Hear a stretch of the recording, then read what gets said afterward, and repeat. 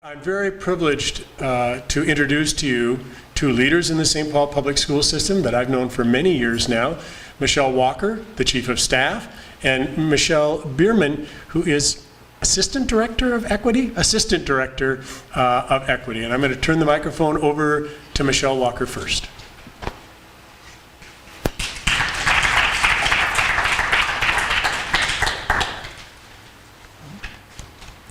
Thank you, Grant. The first thing I want to do is to thank Grant for the opportunity to be back before this forum, and to thank Mr. Frazier as well as Grant for this work. This is important work.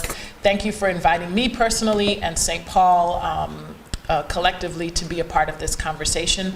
And thank you personally, Grant, for your leadership and partnership with the St. Paul Public Schools around this very critical issue. We've been working for quite some time on tackling racial disparities in our district, and I'm excited to be here today to talk about not the culmination of that work, but a critical milestone along the way in that addressing racial inequity, and that's the adoption of our policy. So you should have in your hands a copy of the actual policy that was adopted by our board.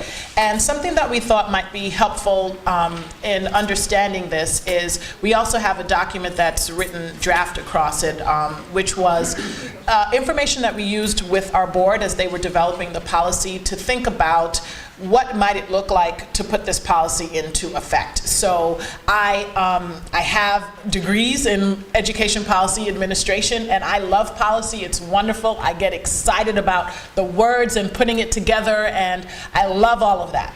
And I also know the reality that policy is just a document. It's just a bunch of words on the page if you don't make meaning out of it, if you don't do something to implement it. And so part of that effort was to say, okay, these are the pieces of the policy, but what would this actually look like in implementation? Are there examples already in our district where this is working? And what might be some ways that we would implement racial equity policy? Now, in public schools, and particularly in St. Paul, I can speak to that process. Our board typically goes through policy adoption. There are 3 readings. We introduce some version of the policy. It goes through 3 board meetings where people have the opportunity to comment on it, recommend changes, and then the board adopts some version of that policy, either the original one that was adopted or some version of amendments and edits along the way. And then after that, we typically say the policy is adopted and we come up with some version of procedures for guidelines that we give to the administration. And that's what we do for pretty much every policy that we adopt. I'm sure you recognize that racial equity policy is a little bit different than pretty much any other policy. And so we wanted to have a more adaptive approach to that. And so you're not going to see necessarily the same process with 3 readings and then we go through an adoption of procedure. In fact, what you'll hear us talk about today is that some of this work began before we even went down the policy road. And so we wanted you to be able to see the conversation we had with our board about what this would look like in implementation and where are some places where we're already engaging with this work.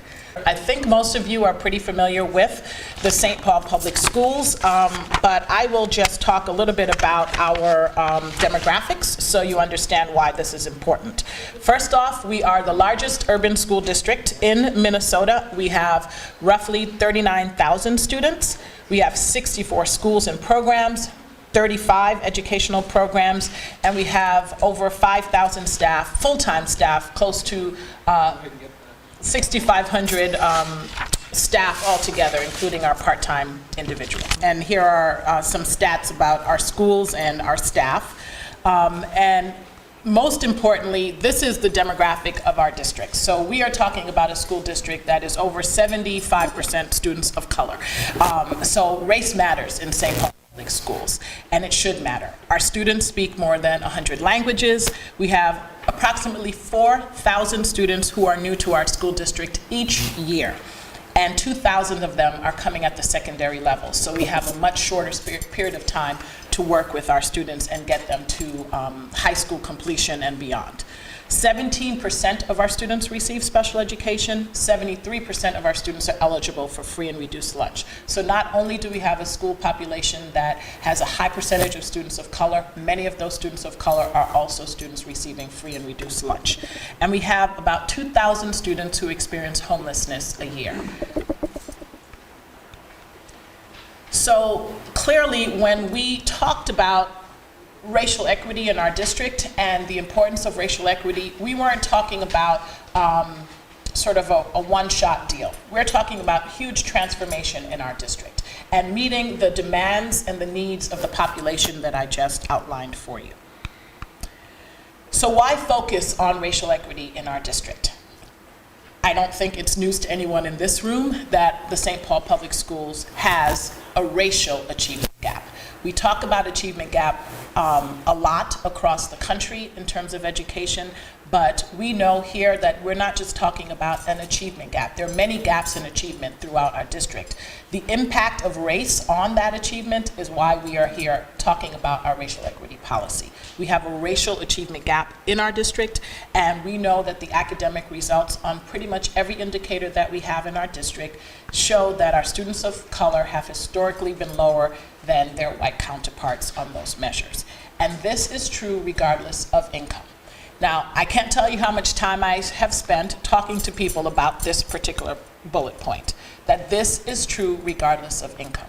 And I know for many people who have worked on achievement gap and inequities and injustice, folks struggle with the notion of where poverty and race play out. And some people believe that poverty is more of the issue, and some people recognize that race is the issue. And we are not suggesting that poverty is not important. It certainly is a both and. But when you look at our data and you look at the impact of race on our measures, what you will see is that regardless of the income level of many of our students of color, our white students as a whole are outperforming our student groups.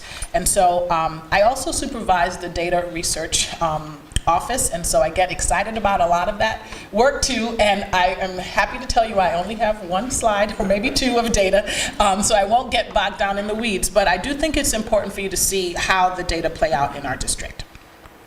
So this graph here is looking at our proficiency on the standardized test, and this is for our math. And it's looking on one column here, these are students who are not eligible for free and reduced lunch.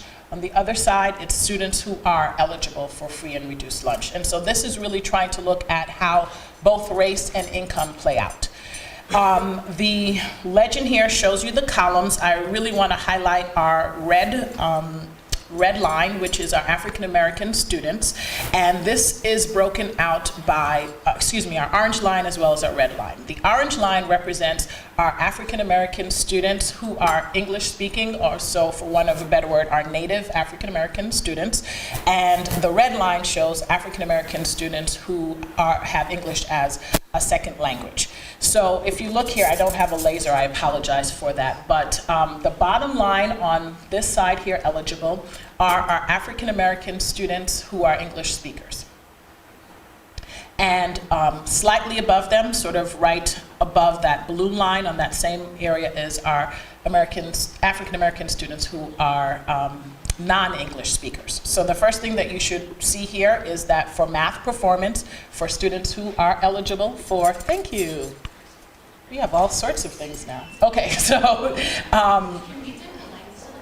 sure. Can anyone dim the lights just so that they can see this a little bit better, but I'll continue. So again, here, this is African American students who are English speaking, so native African American students. This red line here, African American students who are English language learners. So what this tells you right away is for those students who are eligible for free and reduced lunch, our English language learners are actually outperforming our native African American students. But what I really want to show you here is this line. So the highest performing group for free and reduced lunch here are Caucasian female students. The triangle represents Caucasian male students, but our Caucasian student group as a whole are the highest performing, eligible for free and reduced lunch. So proxy, low income white students are performing at the same level as higher income, or high income, if we argue that high income is this column, high income African American students. Same level. So this is isolating race. We have comparison of students eligible for free and reduced lunch, not eligible. Clearly, those who are not eligible or higher income outperform low income students. But the comparison that you need to look at here is high income African American students are performing at the same level as low income white students. And we have data like this for many of our indicators, and I could spend a whole day with you talking about the data as well, but I just wanted to have that slide for you to see where we were. So, we were talking a little bit earlier today, myself and my colleague Michelle Bierman, who you'll meet and hear more from in a few minutes, about our racial equity work. And we were asked to think about where did we start on this journey and sort of what was the catalyst for this work. And so in our district, we had started with cultural proficiency training prior to adopting racial equity work and more formally working with Pacific Educational Group. And we started with the work, and we knew that our student population was changing. We knew that we needed to address issues of diversity, and we knew that we needed to tackle where the adults fit into that equation. So it wasn't about creating different experiences for students at an academic level, but really thinking about where adults contributed to and could help change the course for our students. And so we did engage with cultural proficiency. But around the same time, we were also looking at the adoption of a new strategic plan. And we spent about 11 months or a year looking at data across our district. And what became apparent, as you saw in that chart, was that race was a critical issue for achievement in our district. That it wasn't just about factors that we could do to address poverty or other things that we could do academically, but we needed to have critical conversations about race. So the foundation of us propelling this work is really the adoption of our Strong Schools, Strong Communities plan and confronting that data head on. And as Grant said in the introduction, we set out a strategic plan that had 3 goals: achievement, alignment, and sustainability.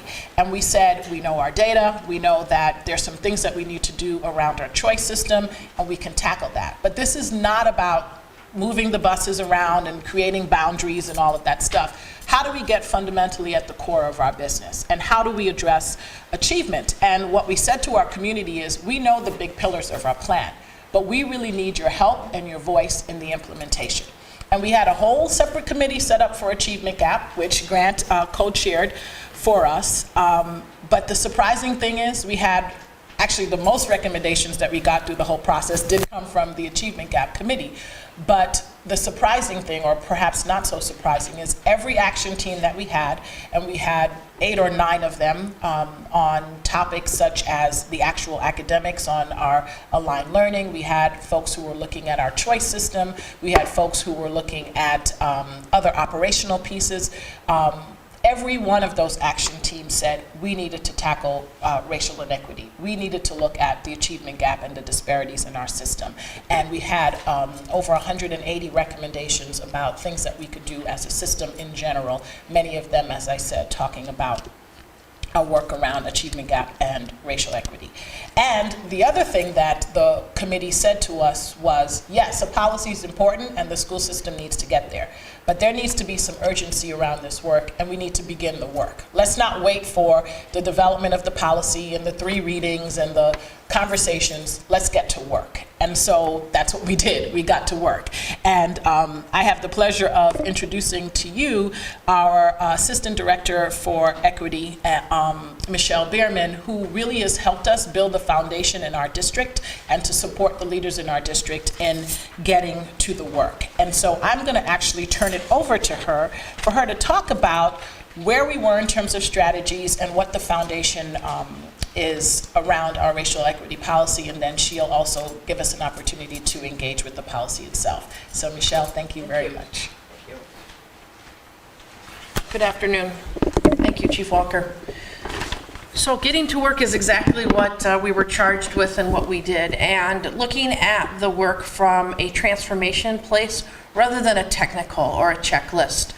So we began to look at improving outcomes for each learner by addressing the institutional practices and systems, and then the development, implementation, and monitoring of a plan would come later. And so I'm going to outline just a few of the examples of and pillars that we aligned our work to that now has been codified in the racial equity policy.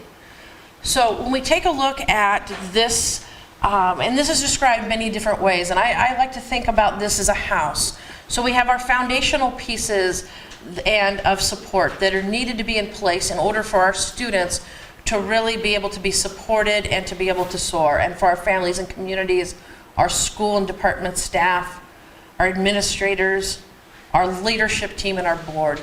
So it is reciprocal in the fact that the Board of Education, supported by the pillars of leadership and surrounded by the pillars of leadership, teaching and learning, and engagement, the Board of Education is that foundation. The leadership of the board, the leadership of the district-wide equity leadership team, that leadership is essential from a systemic place in order to build on to transform the system. We were not interested in random acts of inequity or equity in St. Paul Public Schools anymore. This was about looking at the systems in place that were predictable. The systems in place that I could just predict that my nephew Colin, who is white, coming into the school system, would have a different outcome than my biracial nephew Aiden, who shows up African American. He's described as African American. Already I've been seeing differences in that with both of those nephews, and I don't want to be able to predict that. And the system and St. Paul Public Schools, under the leadership of the board of directors and the superintendent, wanted the system to change as well as the community action teams. So as we moved forward under these pillars of engagement, that includes our family, our communities, and our students. Teaching and learning are our staff, our teachers, our educators, both our licensed and non-licensed educators, and then our leadership. It has to start with leadership, and we really can't say that enough.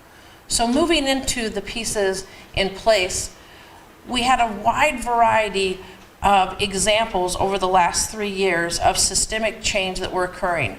Our Family Engagement Office, through Parent Academy, through many of our other processes and programs, including our translation services overhaul, communications representing our students and families, those were pieces that began being put in place to really lead the equity work from a system standpoint. In addition, when we think about operations and we think about also teaching and learning, we had other examples: textbook adoption, curriculum adoption, taking a look at the practices that were in place to make sure that the multiple perspectives in our curriculum and instruction were there. So those are a couple of tangible examples of the work that began to play out over these last 3 years, and we'll talk a little bit more towards the end about a few more. So as we looked to draft the policy, and I'll go into the policy elements, because we really want folks to see both the alignment, but also all of you to really dig into the policy. I'm a social studies teacher, and so for me, the policy has to be a living document. It's not something that we put on a shelf. It's something that community, families, students, staff need to dig into, and we need to ask the questions of, if there's 3 pillars to this policy, how do we operationalize that for all of us in an adaptive way, a way that works for every single person in the district and the community, and not just certain groups. So the policy and the pillars were aligned to our mission in St. Paul Public Schools of a premier education for all, high achievement, respectful environment, and meaningful connections. And you see this embedded through the teaching and learning, leadership, and engagement. And so the purpose of the policy is to create and continue to deepen respectful learning environments, and you can read this, that really are indicators of opportunity. So moving us to asset-based versus a deficit-based thinking. How do we look at the assets that we have currently and really systemically bring and lift that up in the whole system? And we changed our language, and this was a process, away from the achievement gap, because where you look for the problem is where you look for the solution. So if we look at the achievement gap, we look at our students, and we say our students need to be fixed, and that's not what we're talking about. We're talking about a system. So as I illustrated with the example of my nephew, I don't want to be able to predict. So we looked at predictability, and we as a system don't want to look at and have predictability, and we look at disproportionality. And the way that I describe this in kind of a really simple way, because I had a long time to get my head around this, was I just don't want to be able to know what the outcome is. I want to make sure that as a high school teacher, the students that are in my IB class, my regular classes, were there in a predictable way. Not that my classes represent more students of color because I individually did this, but that the system is in place and you can no longer predict who's going to show up to the classroom, who's going to show up in the higher level courses, who's going to test on the exams at the highest level. Disproportionate, I just thought of that as, you know, if 20% of the students are African American and 90% of the students being referred are African American, that's disproportionate. So we began to look at it through that lens and narrowing the performance between the highest and the lowest student performing groups by accelerating our underserved students and all students. So this isn't about I get a piece of pie and somebody gets less. This is about we all get more pie. I like pie, so I like to use that metaphor.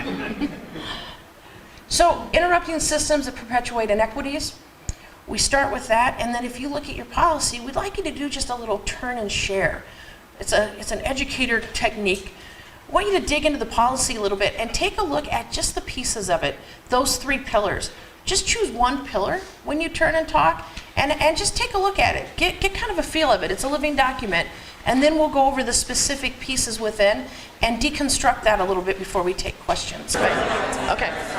1:45. Okay, the hardest part is to bring everybody together. I usually, in my classroom, when I was a high school teacher, would just stand and talk and give the students about 30 seconds until I would break out in an interpretive dance or a song, the threat of one. So normally I never did have to do a song or an interpretive dance because just the thought of that would stop my students from talking.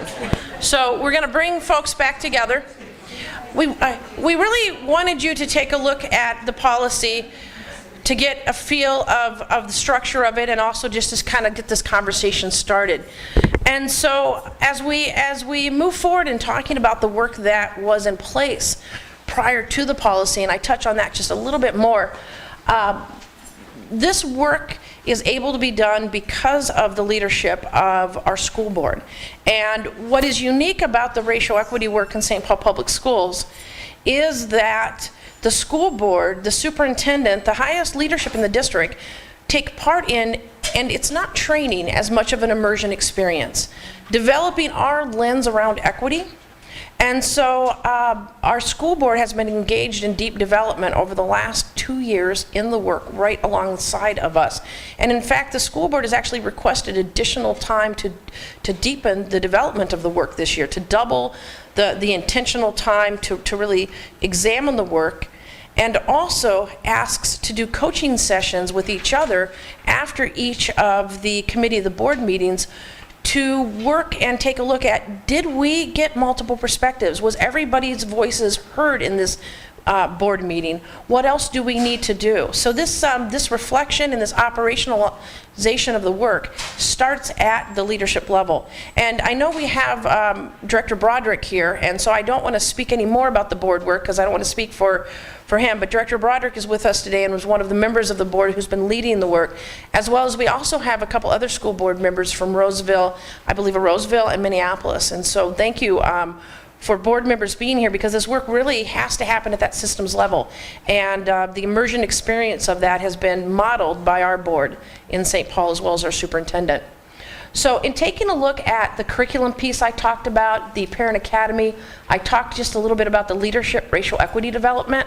A couple other areas have really began the work deeply 3 years ago, and that's our recruitment and hiring practices. And that's been a change, just really this development that has happened as folks have raised their consciousness around equity work and begun to look at the systems. We have questions, we have a recruiting method that is much deeper. Not the checklist of, do we make sure that we have this person on the interview committee, but really going into deep of, if you want to work for St. Paul Public Schools, where is your lens around equity? Where are your beliefs around equity? Where is your experience and skill set in equity? And this year, I received emails from teachers who were recently hired who told me stories about leaving districts in which they were tenured in to come to work for St. Paul because of the commitment to equity. We have a principal who is on special assignment in our ALC program who spoke to me about how he was just amazed at the deepness of the racial equity piece, and that was a draw to St. Paul as well. So we're seeing it happen in not just theory, but actually in practice. And then our nutritional practices have really developed. The families wanted to be more a part of the food program, the understanding how children are being fed, but not just fed in terms of the nutrition, but as cultures are different, all types of different ways of looking at how is the lunch program in St. Paul, how is the breakfast program in St. Paul really meeting the needs of our vast racial and cultural diversity in the district. So there have been evenings where folks have come in and parents have gone through the exact experience their children do to better understand, especially for some of our newly arrived folks, our Corinne families, being able to really see the process of what it is like to go through a school lunch.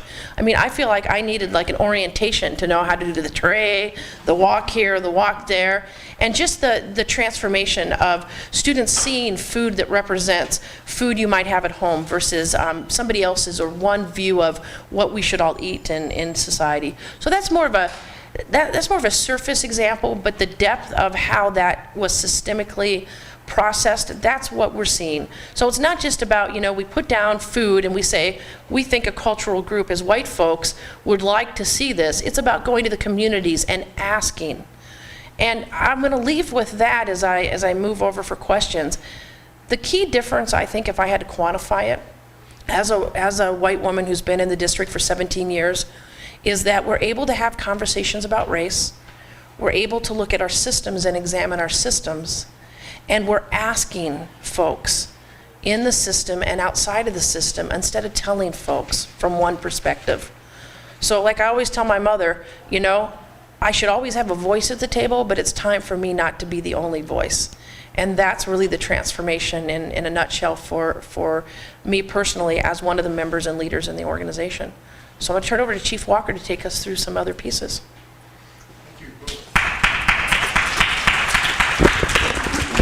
So we really do want to have an opportunity to answer some questions. Just so you know, in terms of next steps, yes, we will do some procedures around our racial equity policy, and we're also doing an overhaul of all of our existing policies to make sure that there's alignment. We'll continue to build capacity of our leadership. Family involvement, Michelle talked about that, and that's an ongoing commitment to our district. And then really operationalizing all of this in the teaching and learning experience in our classroom. We had hoped to give you a sample of what's going on at one of our schools, Crossroads Science and Montessori. They're actually really leading the way among our schools in terms of equity leadership, but we're having some technology issues with getting the link. So perhaps in the copy of this that we sent to you, we will have that link for you so that folks can see it. At this point, I'd love to open it up for questions, and both myself and Michelle are available to answer. There's a lot of confusion in the public with respect to equity and equality. Could you say a little bit about how you're helping people to understand that difference and how equity in some ways may help to achieve more equality? So I'll take the simplistic approach first and then ask my colleague to join me in explaining it. So I actually heard my superintendent say this when testifying at the legislature about equity and equality. And what she said was, and I think this was something we got from one of our facilitators, that equality is about everybody having a pair of shoes. Equity is about having a pair of shoes that fits you. So really, when we think about the difference in our work, I think that those of us who were familiar with diversity work and familiar with sort of acknowledging the changing complexion of our school district thought that it was enough to say everybody should get the same, Everyone should have the same opportunity. When you look at our data, it suggests not only should everyone have opportunity, but they should have opportunity that meets their needs. And so when Michelle made the reference to narrowing those gaps and accelerating the work, equity looks very different for student populations. We're going to have to do something very different for students who are far behind than we are going to have to do for students who are, meeting proficiency or who are excelling. And at the same time, everyone needs to continue to grow. So really, that's what the distinction is around equity and equality. We may have to do things differently for some student groups. That doesn't mean that somehow you're not getting what you deserve or what you need. And so that's my simplistic explanation. So, thank you. I think, Dane, didn't I read that explanation, one of the things you wrote? This is better though. Okay. Here we go. Ruth Ann? Because it's, okay. All right, my name is Ruth Ann Olson, and I would like to say good, very fine. I know a few languages in which I could say that. I wish I knew more of the 100 languages in which I could say that. This shift from looking at what's wrong with the kid to looking at what's wrong with the system. My question is, where do you find the greatest strength of leadership as you begin to really focus now on actual classrooms, actual schools? Where do you find the greatest leadership that you can identify and draw on? Sure. So I think it's two pieces. Michelle talked about the fact that we started this work with our superintendent and our district leadership team, which includes our building principals and also our Board of Education. And some people said, well, racial disparities are occurring in the classroom, so get to the teachers right away, get in those classrooms and address the issue. And really, Pacific Educational Group and others talked to us about, you can't go into classrooms and try to create an environment for which there's no framework and foundation to support as a system. And so we started with the leadership, and our building principals were engaged in professional development and inquiry and development right there with the superintendent and our district leaders. And so what's happening now, as all of our schools have equity teams, which includes the principals, teachers in the building, and other staff in the building, you now have leadership both at the district level and at the site level who have a shared experience and who have shared language. And it's less about facilitators going into classrooms or schools, but it's more about the leadership at that site being engaged in a conversation that is common language, but that is very specific and unique to that site. And you're finding leadership, in some instances, it's the building principal is driving it 100%. In other sites, it's the classroom teachers that are driving it, even those who may not have had the same professional development experience that the rest of us have had, because the environment has changed. And there are some classroom teachers who've been waiting for the rest of us to come along. They've been there for a long time, and they've been waiting for the rest of us to come along and for an environment and a system that can support the work that they're doing. We've always had teachers who were on the forefront of this. Michelle Behrman was one of the teachers who were on the forefront of racial equity work. But she didn't have an environment to support that work. She was the Lone Ranger, or perhaps a few others, in her site. And now we have a system that can support this work. So I would say leadership is at all levels. Our board, it's certainly in our superintendent, it's certainly in district leaders, and some departments, even within our district, are really taking this and running with it more so than others. But we see it all throughout the organization. Hi, I'm Ann Hornicle from the University of Minnesota. On a quick read of the examples from the field, I'm looking for the word expectation and how expectations are being addressed for students of all backgrounds being able to achieve. So I want to hear your comments on that. And second, the St. Paul schools did the intercultural developmental inventory across the district, and I'm interested in knowing how that work is relating to the implementation of this policy. So I hope I'm going to talk about expectations with student and teacher expectations a little bit. So when we're thinking about expectations and we're thinking about getting into the classroom with this work, we're really looking at this idea of what are the expectations of not just the system, but the expectations that we all hold and the principles we hold as staff and beliefs around student learning. So when we see the examples up here, one of the pieces that's happening right in the school sites around expectations is some of our work around culturally responsive teaching. And I hesitate to talk about culturally responsive teaching because a colleague of mine, she always gets really low in her voice and with a whisper and says, "I'm going to tell you a secret about culturally responsive teaching. It's not culturally responsive if the student is not responding." And, you know, while that's humorous, I mean, it's exactly true. It's not about a set of strategies. So when we talk about expectations, it really begins first with the adults and putting up that mirror in the foundational piece. And so when I link that to the the IDI, I'll just use the acronym. St. Paul Public Schools did have all of our staff about 5 years ago take the IDI, and we focused on some cultural proficiency work around that, and we were left with a great foundation for starting to begin to understand difference. However, we were left with what next? And with strong schools, strong community, and the isolation of our achievement with race, it allowed us to take the foundation of IDI and move into isolating race and looking at the mirror. You know, what beliefs do I bring in when I walk in the room? And then how do the beliefs that I have, the expectations that I hold, whether with students or in the nutritional area or whatever area, impacts the way that students experience St. Paul Public Schools. And so that's how those pieces interrelate.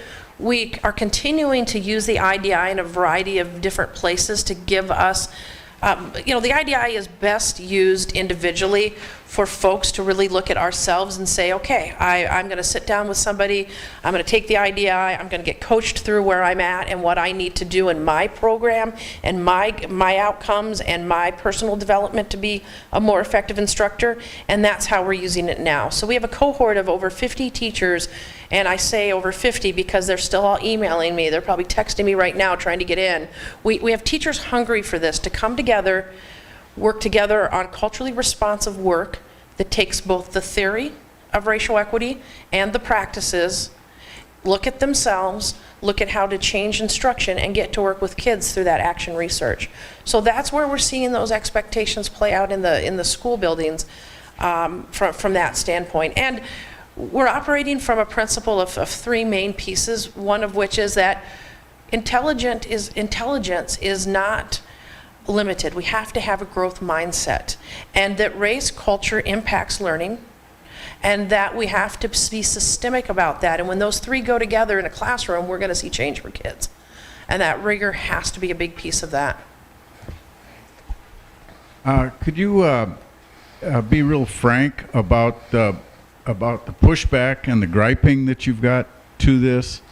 Just be as candid as possible about that, and what's the worst of it and what's the best of it? It's a toss-up between the both of us in terms of who can be more frank and candid. But So the two direct people have a community presentation. exactly. So I actually would not characterize the blowback that they're getting and to comment the on learning that. around this work as pushback or resistance. I would say that when we first introduced this, and again, we had started down the road of cultural proficiency. As Michelle said, we had the district go through IDI, so people were of the mindset that that's the work that we were doing. That was the diversity work that we were doing, this cultural proficiency thing, and there was some resistance to that. And I would argue that that was more of a technical approach. We said everybody had to get trained, you filled out when training you were going to go, and it was more of a compliance piece. And there was griping around that. You know, I have a lot of work, you're taking me out of my office, blah, blah, blah, blah, blah. And then there was a little bit of griping when we shifted and said, we're no longer going to do that particular professional development. We're now using a different vendor and a different set of strategies. And people were perhaps wondering, well, I thought this cultural proficiency thing was going away in the first place. Now you're bringing another one, and now I have to figure out something else that I have to do. So that's all natural, all part of how people experience training in the workplace. But where I saw the shift was once people experienced the direction that we were going in, and they were able to connect the dots around this isn't going away, and it's not another thing. It's a framework and a system to support the main thing, which is academics. Then I think people had a much better sense of where it fit. And I would also say that the process of us going through our strategic plan and having the data to suggest why this was such an urgent issue really helped anchor it in some sense of reality for folks, and it definitely helped. Now, that being said, are there folks who are still perhaps not yet ready to challenge themselves and are in a position of waiting it out to see where it's going to go? Yes, that exists in the system, but it really is more about people having an acknowledgement and an understanding of where they personally want to be on the journey. And that, some people don't come to work to be personally challenged. I would argue that most educators are not those people. If you're a teacher and you're teaching, you have put yourself in a position to be personally challenged on a daily basis. But there are some people who don't come to the workplace to be personally challenged, and that is what a racial equity commitment is asking many of our folks to do. But again, even with all of that, I would not characterize it as resistance or pushback to the work. It's really about introspection and making a decision, is St. Paul the place where I want to do my work? There's lots of places to educate children. It's really having the question of, is this where I want to do my work? My name is Tim Nolan, Ramsey County Citizens Advisory Council. Having worked in academia, what is the school system doing as far as PTA? And if that is a situation, I recommend there's a need, the convening wheel and engaging the people in a circle rather than the auditorium type of thing. Because I look around the room, I can see there's a lot of people here would be really interested to know about them. Because they do this up in, I think in Brooklyn, is it Keith Lester did that? They had twice a month, they had PTA. So if I understand your question correctly, is it how are we engaging PTA, the organization, or parents in general in this work? Families together and mix them up in the diversity right within the circles rather than the auditoriums type of setting. If they're on, I could like to pick 6 people, I think we can watch them. So, family and community engagement is a huge pillar of this work, and we are engaging our families in broadly in this effort. We, as a district, have committed to a model called Parent Academy, which is a vehicle to help our parents be engaged and advocates for their children. And we've used the Parent Academy as an opportunity to help our parents understand every aspect of our system, but in particular, the racial equity work. We have not formally engaged with PTA around our racial equity work, and we have a mixture of some of our schools have PTAs, some have PTOs and other structures where they do parent engagement, but we haven't specifically engaged PTA as a organization around this work. Not that we're opposed to it, we really have been approaching our families and communities more organically, meaning whatever way that a school community engages with their parent, we're going to engage around the work that we're doing. Also, the testing is I noticed Myers-Briggs is a part of why I attended a workshop on that, and learning about my type of personality.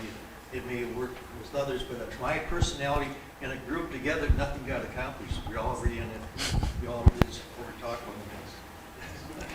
Okay, thanks. But getting the mix of the different personalities is really. Thank you. I appreciate this conversation. We are passing our equity policy next board meeting. What I don't see, though, a huge difference in ours, we have a lot more on resource equity, how we allocate resources. It's both how we should allocate and are we pouring money into something that is not working, and just saying, okay, we're giving these students twice as much. Is that the answer? And also allocation of, like you said, the PTAs, things that schools have that lead to college career readiness that aren't reading, writing, and arithmetic. So where is your resource program allocation in this, and are you looking at doing your financial structure very, very differently, like a student-based, school-based funding? Oh, sorry, Rebecca Gagnon, Minneapolis School Board. Thank you. I appreciate that question, and we engaged with our school board on that issue as well, and chose to adopt language that was a little bit more broad to encompass that. So what you're speaking about is really under our leadership section in terms of how we look at inequitable operational practices and systems, and also when we look at, well, this one specifically talks about recruitment, employing, and hiring, but this is where we had our conversation about what are the things that the leaders do and the decisions that the leaders make around how we implement our practice. Now, actually in our business and finance operation, we started looking at our student funding formula a few years ago, and with the adoption of Strong Schools, made some critical decisions about the formula that how we allocate resources to schools, and we shifted that to be more needs-based in terms of the student population.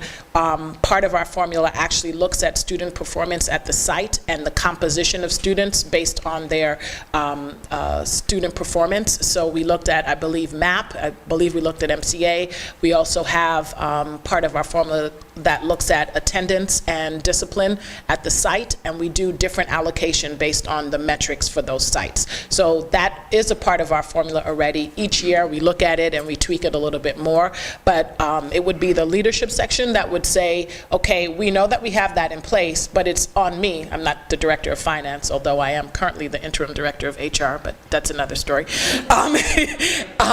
We look at our practices in the finance office and say, are these meeting the letter of this policy, and do I need to look at resource allocation for sites differently? So that's how we've been addressing it. Similarly with programming, so what I just explained is the formula that actually goes to our school sites when principals get their budgets, and so they get a budget that's based on the composition of students at their school. But then when we look at the program budgets, we also say, okay, we've made an investment in, I don't know, early childhood over the years. The data suggests that we're seeing the return on investment for early childhood, so now should we make some additional investments in our pre-K sites, some other pieces, and that's kind of how it plays out. So I'm a parent, and I just have a question. I would imagine that there would be more pushback and griping and issues from the parents in the community that you are involving.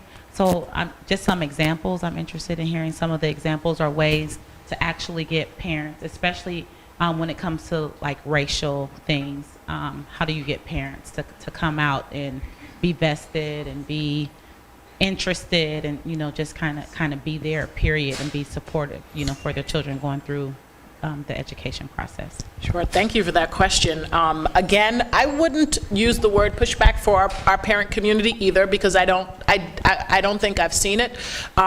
Interestingly enough, we had some discussion when we were passing our strategic plan about the lack of some of our parents of color coming to the board meeting in support of the plan. And we as a cabinet had to wrestle with that. Did that mean that our parents of color weren't supportive of the plan, or was it more of, thank goodness you're finally doing what you need to be doing? And I think we erred on the side of, thank goodness you're finally doing what you need to be doing. I don't have time to come to the school board, get to work. So that's how we translated that. And, but where I see the conversation that we need to have with parents is, and what would help anchor any notion of pushback is, this is not about racial equity because we want people to get along and sit next to each other and eat lunch together in the classroom. It's about achievement. It's focusing on what the data says, and every parent, I have not encountered any parent anywhere that I've gone that does not want the best for their child and that does not want to have a sense of confidence that when they send their child to a school system that we're doing everything that we need to do to educate their child. And when you have a conversation about that, about the reasons why we're doing these things to support achievement, I think it's heard better. Now, fully acknowledging we have a long way to go, even in engaging all of the various parent communities that we have and using different strategies. The conversation you have with me is not the conversation you have with Michelle about her nephew or someone else about their grandchild. It's a different conversation that recognizes where we are racially, culturally, all of those things. But I put my hat off to our family engagement office. I mean, they are really doing some creative and different things about having that conversation. And we're also thinking about how we have conversations with our white families for whom they've not experienced some of these challenges. And they also need to know that this does not mean that their child gets less because we're giving other children what they need. We need to have that honest conversation with our white families as well. And we need to have the conversation that if we accelerate and increase achievement for our students who have not historically achieved, everyone achieves. If you have a teacher that receives the kind of professional development and becomes a better instructor and is actually having culturally responsive teaching, then it's culturally responsive teaching for everyone in that class, not just the students of color. A better teacher means better learning for everyone in that environment. And that's the conversation that we need to engage with all of our parents. So thank you for that question. Peter Hegard, question. Let's assume this is fully implemented, 100%, it's working, it's beautiful. I'm a student who comes back to school. What do I see and feel that is different when I come back and this is implemented? I will turn it over to our teacher for that answer. Well, I think it would be for both the students and staff. So one of the things that we're seeing already is, right, and so I want to lead with the staff for this piece. So we as a district are, gosh, about 80% or so licensed staff who are white, who look like me. And so one of the things that I would say that we'd see in St. Paul Public Schools is our students would not have an experience that many of my colleagues and that I actually had. I have a master's degree, I have some plus education on top of that. I had one teacher of color in my entire experience. And what I'll hear from folks are, wow, our students of color really need folks who look like them? Absolutely. And I would argue that my nephew Colin, who's white, needs teachers of color as well, because he needs to know that he's going to get where he's at based on him and not because he's in a system that favors one group over another. So our students are going to see an environment where there are teachers from all walks of life. There are community experts that look like our students. We're learning from one another. Our students are going to see education driven by them. It's going to be personalized. So if I learn this way in a classroom and somebody else learns this way, it's going to be facilitated. Our students are going to see environments in which their voice is lifted up, where teachers are asking students, you know, I'm not sure, I taught high school, so I'm not sure that lesson went really well. From my perspective, let's get in a circle, let's build some trust, let's start getting feedback, reciprocal relationships with students. And that really is the frame of how I look at this work is, I can say I have a relationship with a student in my classroom. Until the student can say that student has a relationship with me, it's one way.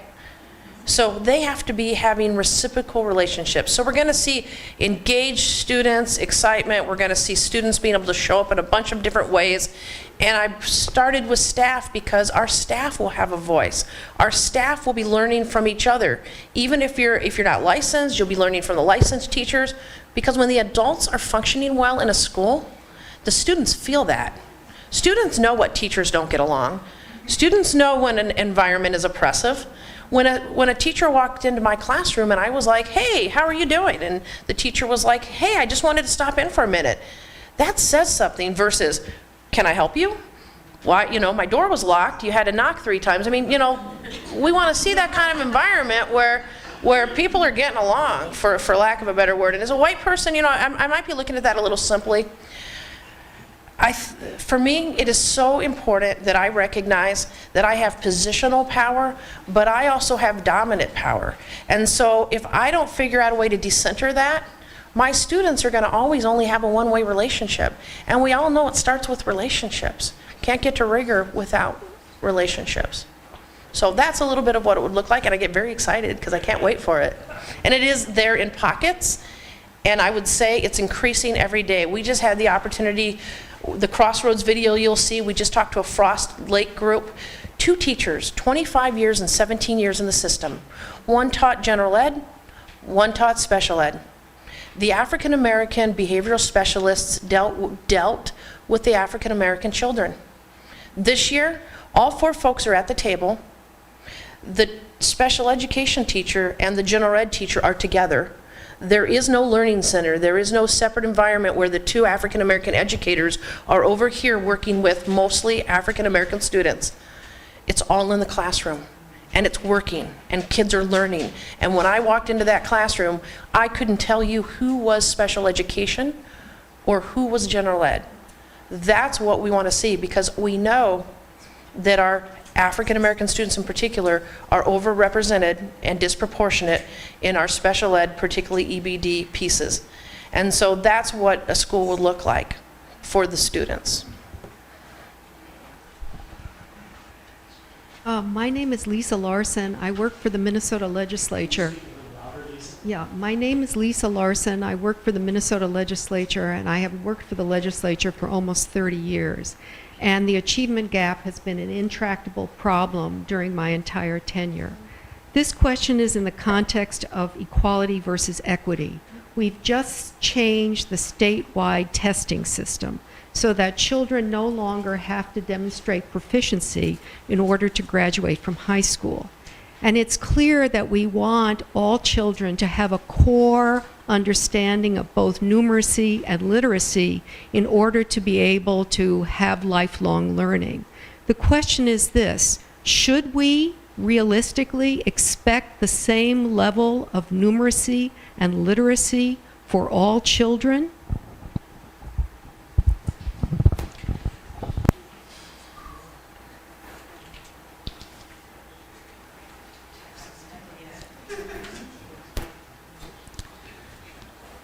So I have new language now because of this work, and I actually had to center myself before I responded to that question, because I have a professional response, but I also have a personal response as an African American woman and the parent of 2 children not yet school age. So what I could have heard in that question is, should we have different expectations for different students? And I don't think that that's the question that you were asking. And as I said before, I supervise the Research, Evaluation, and Assessment Office. So there are lots of folks who statistically will say every child is not going to be proficient, and the whole bell curve pieces. But what our commitment is in St. Paul Public Schools is that we have to create an environment and a school system and classrooms in every school where every child achieves to their highest potential.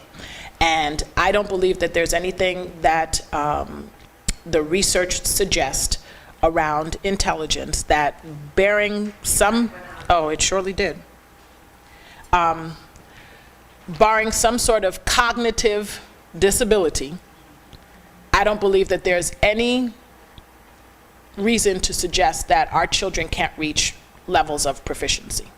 Now, we could argue about whether the levels of proficiency established by the state are the right ones, whether they're too high, too low, whatever the case may be. But I don't believe that there's anything to suggest that every child can't reach to their highest potential, and that we can't create an environment that we can get a reasonable amount of our children, more than the majority of our children, to levels of proficiency. There's nothing in what I've seen to suggest otherwise. My question really is, are expectations regarding different levels of proficiency depending upon what individual students aspire to do, are interested in doing, are capable of doing, appropriate? Okay, so I guess maybe it's the proficiency that's throwing me off. So if I understand our recent legislative action around the college readiness assessments, what I believe those assessments, college and career assessments, is that is providing an opportunity that if I'm not interested in being college bound, that there is an assessment that's going to give me some information about what career potential I have and where I am on that road, and give me and my educators the tools to get me to where I want to be. So do I believe that that's appropriate? Absolutely. That being said, pretty much every career that's out there requires some level of understanding that is equivalent to what one might need to be college ready. And so I think that that was the notion behind the college and career readiness assessments. My colleague, Matt Mose, was at the forefront of advocating on the reform of those assessments. And so, yes, I believe it is appropriate for us to have assessments that help students to identify where they are on that pathway, because our obligation is to get them ready for post-secondary, whether that's college directly, whether that's career, whether that's both. And assessments are a useful tool in that process, and I believe that while I wouldn't describe it as it's identifying different levels of proficiency, I do believe it's giving them tools to identify what their appropriate pathway is. Different levels of readiness as opposed to proficiency. How about that? I believe we need tools to measure the level of readiness so that they know where they are and they can get to where they need to be. Yes. We have another question over here. Hi, I'm Angela Pope from the Minnesota Department of Health, and I'm curious to know if during your process or methodology, did anything arise, or were you able to ascertain any lessons learned regarding engaging, working with, or collaborating across sectors and systems? Because we know when trying to address equity, that a lot of these inequities are not just perpetrated or perpetuated through just one system. Oh, thank you. Excellent question. And yes, that's precisely what we recognized, that it's not just about, and I think Michelle spoke to it, it's not just about the work that we do as a school system, you know, sort of within our walls. It's also about how we engage our parents, how we engage our family. But a critical piece of this work is actually our partnership with the county and with the city.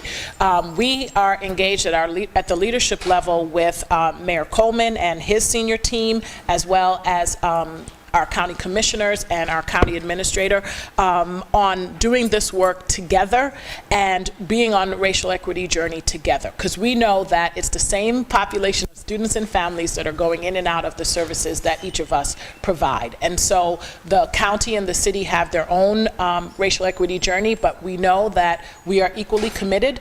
They know our policy. They have been engaged in the work that we're doing as a school district. And so we found that to be critical work. And it also helps in aligning. Now, we're not all at the same places. We're in different parts and different places on that journey, but we have the same commitment. And I believe the city is in the process of crafting their own policy. The county's been engaged in certain parts of the county in racial equity work for quite some time, and they, as a leadership group, have decided that they need to kind of get on the same page within the county. But it's been a wonderful partnership to be able to say.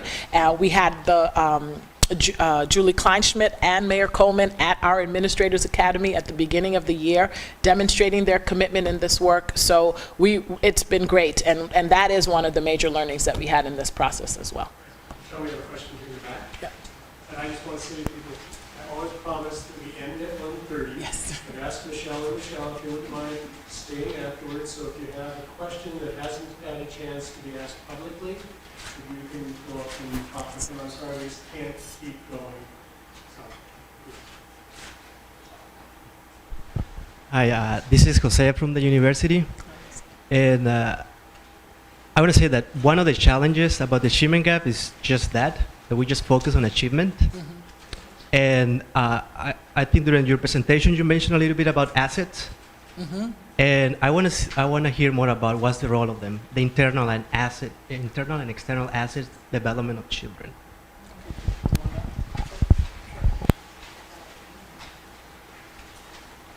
So we have both the literal piece around, assets, cultural assets, a variety of assets that we can work together and collectively with, and that's part of the partnership piece that you talked about, even when you look at out-of-time pieces for students. So we have the literal kind of idea of assets, but asset-based thinking and deficit-based thinking is something that we're really working very intentionally with our staff. And there's one of the pieces I always think about is empathy versus sympathy, and this idea of, we need to recognize. And I'll use an example in my classroom. I had a discussion with, and I still teach now. I'm in administration, but I also teach as well to keep keep connected. And this was a number of years ago, but a colleague and I were having a discussion, and the colleague said that a student was struggling with the research paper, and that the colleague was going to accept that the research paper had a lot of skill gaps. So it just, you know, it had some good thinking, but it had a lot of skill gaps. And the reason is because the student was homeless and struggled to come to school. This was a 10th grader.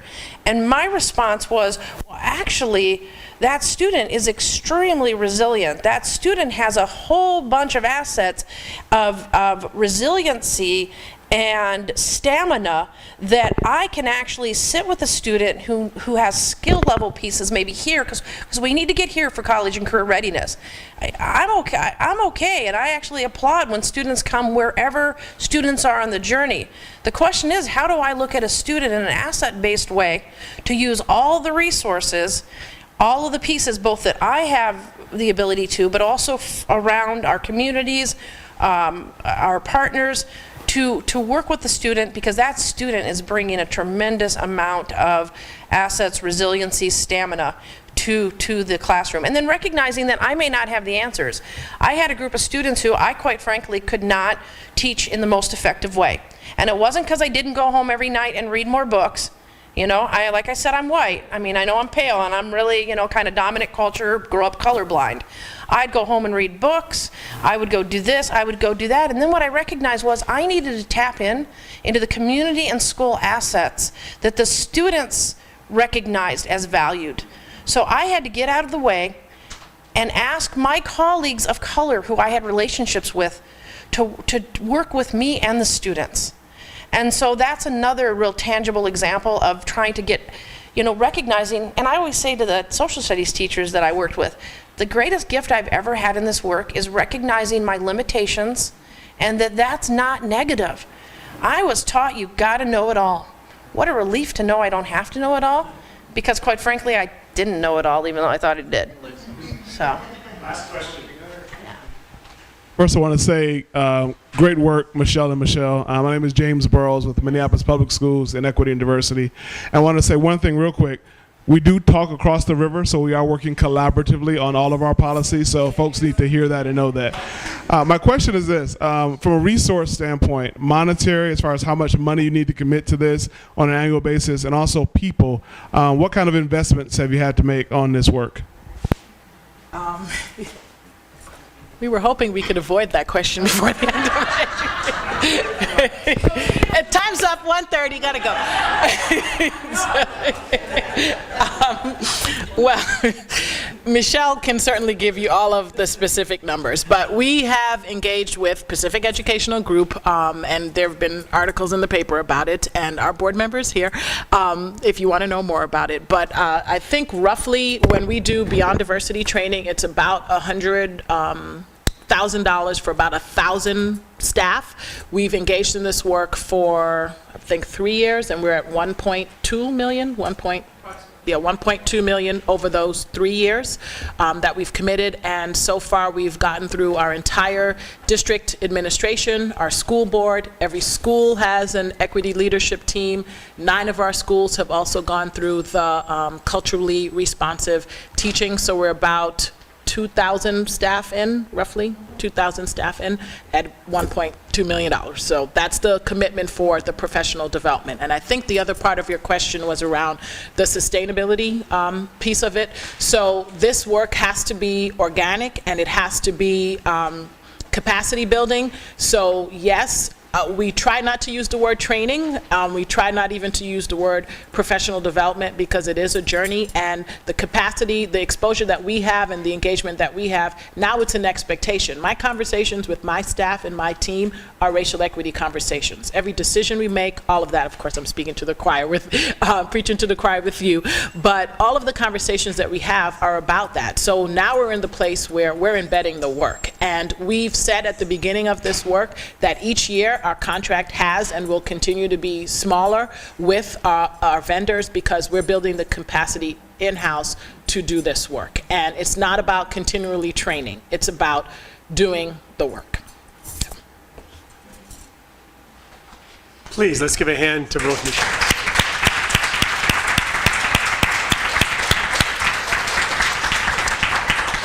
feel very fortunate to be a St. Paulite and to work with outstanding staff here in the St. Paul Public School System.